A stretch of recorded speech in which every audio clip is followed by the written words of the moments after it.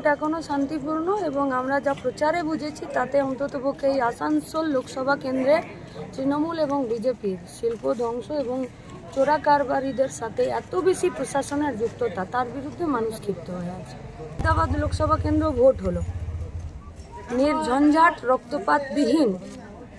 CPIM ছিল সেখানে, candidate comrade Mohammad Selim.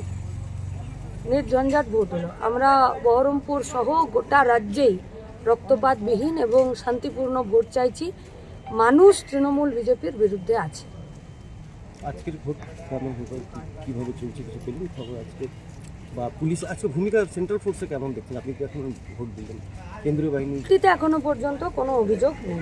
দিকে দিকে বিভিন্ন রকমের শান্তির খবর আসছে। উল্টিতে এখনো পর্যন্ত আমাদের কাছে কোনো খবর নেই।